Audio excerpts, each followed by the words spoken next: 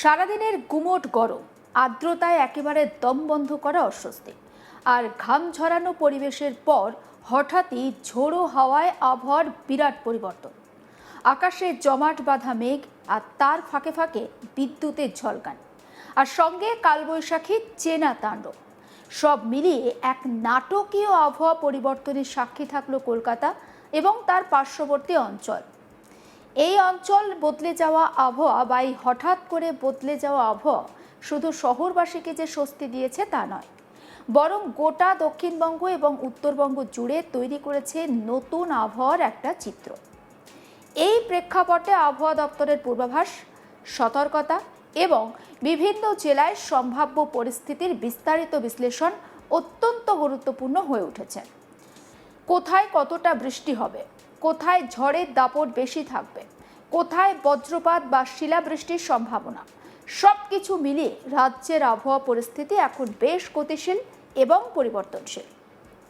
কলকাতায় শুক্রবার গভীর রাত থেকে আবহাওয়ার একটা বড় পরিবর্তন চোখে পড়ে। দিনভর গরম, আর্দ্রতার পরে হঠাৎ করেই কালবৈশাখীর আগমন শহরবাসীকে কিছুটা স্বস্তি দেয়। ঝড়ের গতিবেগ ছিল ঘন্টায় 40 থেকে 50 কিলোমিটার, যা অনেক জায়গায় গাছের ডাল ভাঙা, ব্যানার ছিঁড়ে যাওয়া এবং বিদ্যুৎ পরিষেবায় সাময়িক বিঘ্ন ঘটায়। বৃষ্টিপাত ছিল হালকা থেকে মাঝারি। রাতারাতি তাপমাত্রা কয়েক ডিগ্রি কমে গিয়ে শহরের পরিবেশ অনেকটাই আরামদায়ক হয়ে ওঠে। শনিবার কলকাতায় আংশিক মেঘলা আকাশ থাকার সম্ভাবনা রয়েছে। রাতের দিকে আবার ঝড় বৃষ্টি হতে পারে। বজ্রবিদ্যুৎ এবং দমকা হাওয়ার সম্ভাবনা উড়িয়ে দেওয়া যাচ্ছে না। হাওড়া এবং হুগলি জেলাতে কলকাতার মতোই কালবৈশাখীর প্রভাব স্পষ্ট। রাতে ঝড়ের বেশ কিছু জায়গায় একটা তাণ্ডব লক্ষ্য করা যেতে পারে বা দেখা গিয়েছিল এবং মাঝারি বৃষ্টিপাত হয়েছে। শনিবার রাতে এই দুই জেলায় বজ্রবিদ্যুৎ সহ বৃষ্টির সম্ভাবনা রয়েছে। বিশেষ করে হুগলি জেলায় শিলাবৃষ্টির সম্ভাবনা রয়েছে বলে আবহাওয়া দপ্তর জানিয়েছে। আর ঝড়ের গতিবেগ হতে পারে 40 থেকে 50 কিলোমিটার প্রতি ঘন্টায়, যা ফসলের ক্ষতি এবং সাধারণ মানুষের দৈনন্দিন জীবনে বিঘ্ন ঘটাতে পারে। উত্তর 24 পরগনা আর দক্ষিণ 24 পরগনার আবহাওয়া রিপোর্ট কি বলছে? এই দুই জেলাতেও ঝড় বৃষ্টির একটা পূর্বাভাস রয়েছে। বিশেষ করে উত্তর 24 পরগনার কিছু অংশে শিলাবৃষ্টির সম্ভাবনা থাকছে। বজ্রপাতের আশঙ্কা থাকায় সাধারণ মানুষকে সতর্ক থাকার পরামর্শ দেওয়া হয়েছে। দক্ষিণ 24 পরগনা যেহেতু উপকূলবর্তী অঞ্চল, তাই দমকা হওয়ার যে একটা প্রভাব সেটা বেশি থাকতে পারে। মৎস্যজীবীদের সমুদ্রে যেতে নিষেধ করা হয়েছে। বৃষ্টিপাত মাঝারি হলেও কিছু জায়গায় ভারী বৃষ্টি হতে পারে। অন্যদিকে নদিয়ার আবহাওয়া রিপোর্ট বলছে, নদিয়া জেলায় আবহাওয়ার পরিস্থিতি কিছুটা অস্থির থাকতে পারে। এখানে বজ্রবিদ্যুৎ সহ ঝড় বৃষ্টির পাশাপাশি শিলাবৃষ্টির সম্ভাবনা রয়েছে। বাতাসের গতিবেগ ঘন্টায় 40 থেকে 50 কিলোমিটার হতে পারে, যা স্থানীয়ভাবে ক্ষয়ক্ষতির একটা কারণ হতে পারে। কৃষকদের জন্য বিশেষ সতর্কবার্তা থাকছে বা সতর্কতা অবলম্বনের পরামর্শ দেওয়া হচ্ছে। অন্যদিকে পূর্ব পশ্চিম বর্ধমান জেলায় কালবৈশাখীর প্রভাব তুলনামূলক বেশি থাকতে পারে। এই দুই জেলায় আগেই হলুদ সতর্কতা জারি করেছিল আবহাওয়া দপ্তর। এই দুই জেলার জন্য ঝড়ের গতিবেগ 40 থেকে 50 কিলোমিটার পর্যন্ত হতে পারে প্রতি ঘন্টায়। সঙ্গে মাঝারি বৃষ্টি এবং বজ্রপাতের সম্ভাবনাও রয়েছে। কিছু এলাকায় বিদ্যুৎ বিভ্রাট এবং গাছ পড়ার মতো ঘটনাও ঘটতে পারে। বীরভূম জেলাতেও ঝড় বৃষ্টির সম্ভাবনা প্রবল। এখানে বজ্রপাতের আশঙ্কা বেশি থাকায় অনেক মানুষকে বা যারা খোলা জায়গায় থাকবেন তাদেরকে খোলা জায়গা এড়িয়ে যাওয়ার পরামর্শ দেওয়া হয়েছে। বৃষ্টিপাত মাঝারি হলেও ঝড়ের দাপট বেশি থাকতে পারে। বিশেষ করে বিকেল এবং সন্ধ্যের দিকে আবহাওয়া খারাপ হওয়ার সম্ভাবনা রয়েছে। বাঁকুড়ার পুরুলিয়ার আবহাওয়া রিপোর্ট বলছে, এই জেলায় কালবৈশাখীর তীব্রতা সবচেয়ে বেশি অনুভূত হতে পারে। এই দুই জেলায় ঝড়ের গতিবেগ 50 কিলোমিটার প্রতি ঘন্টায় পৌঁছানোর আশঙ্কা করা হচ্ছে। বজ্রপাত, দমকা হওয়া এবং মাঝারি থেকে ভারী বৃষ্টি সব মিলিয়ে পরিস্থিতি কিছুটা বিপজ্জনক হতে পারে। স্থানীয় প্রশাসনকে সতর্ক থাকার নির্দেশ দেওয়া হয়েছে। পশ্চিম মেদিনীপুর আর ঝাড়গ্রামের আবহাওয়া রিপোর্ট বলছে, এই দুই জেলাতে ঝড় বৃষ্টির প্রভাব বেশ প্রবল থাকবে। এখানে বৃষ্টিপাত কিছুটা জায়গায় ভারী হতে পারে।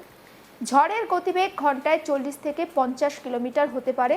বজ্রপাতের সম্ভাবনা রয়েছে। গ্রামীণ এলাকাগুলিতে বিদ্যুৎ পরিষেবা ব্যাহত হওয়ার সম্ভাবনা রয়েছে। এবার নজর রাখি উত্তরবঙ্গের দিকে। উত্তরবঙ্গের জেলাগুলিতে পরিস্থিতি কিছুটা আলাদা। এখানে ঝড়ের পাশাপাশি ভারী বৃষ্টির সম্ভাবনা বেশি। দার্জিলিং এবং কালিম্পং এই দুই পাহাড়ি জেলায় আগামী কয়েকদিন ভারী বৃষ্টি হতে পারে। পাহাড়ি এলাকায় ধস নামার একটা আশঙ্কা থাকছে। পর্যটকদের সতর্ক থাকতে বলা হয়েছে। জলপাইগুড়ি, আলিপুরদুয়ারের আবহাওয়া রিপোর্ট বলছে এই জেলাগুলিতেও বজ্রবিদ্যুৎ সহ ভারী বৃষ্টির সম্ভাবনা রয়েছে। নদীর জলস্তর বাড়তে পারে, ফলে নিচু এলাকা প্লাবিত হওয়ার একটা আশঙ্কা রয়েছে। এই আবহাওয়া পরিস্থিতি আগামী মঙ্গলবার পর্যন্ত বজায় থাকবে। তারপর ধীরে ধীরে উন্নতি হবে আবহাওয়ার। রাজ্য জুড়ে বর্তমানে যে আবহাওয়ার পরিস্থিতি তৈরি হয়েছে তা মূলত গরম আর আর্দ্রতার সঙ্গে উত্তর পশ্চিম দিক থেকে আসা শুষ্ক আবহাওয়ার বা শুষ্ক হাওয়ার সংঘর্ষের ফলে। আর এর ফলে কালবৈশাখীর মতো পরিস্থিতি তৈরি হচ্ছে রাজ্যে। শনিবার পর্যন্ত ঝড় বৃষ্টির প্রবণতা বজায় থাকতে পারে। রবিবার থেকে কিছুটা কমলেও সম্পূর্ণ স্বস্তি মিলবে না। মঙ্গলবারের পর আবহাওয়া ধীরে ধীরে পরিবর্তন হবে বা আবহাওয়ার উন্নতি লক্ষ্য করা যাবে।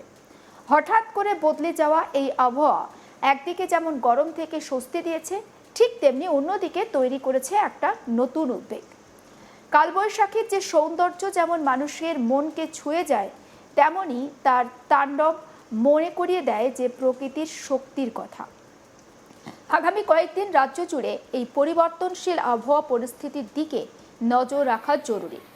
সতর্কতা মেনে চললে ক্ষয়ক্ষতি অনেকটাই কমানো সম্ভব। প্রকৃতির এই রূপ উপভোগ করার পাশাপাশি সবচেয়ে বেশি প্রয়োজন হচ্ছে সচেতন থাকা। আবহাওয়ার খবরের দিকে আমরা নজর রেখেছি এবং আগামী কয়েকদিন রাজ্য জুড়ে ঝড় বৃষ্টি চলবে তেমনটা জানাচ্ছে আবহাওয়া দপ্তর। রবিবার থেকে কিছুটা হলেও আবহাওয়ার পরিবর্তন হতে পারে তেমনটা পূর্বাভাস দিচ্ছে আবহাওয়া দপ্তর। উত্তরবঙ্গেও কিন্তু ঝড় বৃষ্টির প্রভাব লক্ষ্য করা যাবে। উত্তরবঙ্গের যে উপরের জেলাগুলো রয়েছে সেখানে বৃষ্টি হতে পারে তেমনটা পূর্বাভাস দিয়েছে আবহাওয়া দপ্তর। ওই জেলাগুলিতে বিশেষ করে উত্তরবঙ্গের উপরের দিকে জলপাইগুড়ি, আলিপুরদুয়ার এই সমস্ত জেলায় বজ্রবিদ্যুৎ সহ ভারী বৃষ্টি হতে পারে। নদীর জলস্তর বাড়তে পারে, নিচু এলাকা প্লাবিত হওয়ার একটা আশঙ্কা থাকছে। মঙ্গলবার পর্যন্ত আবহাওয়ার এই অস্থির পরিস্থিতি বজায় থাকবে।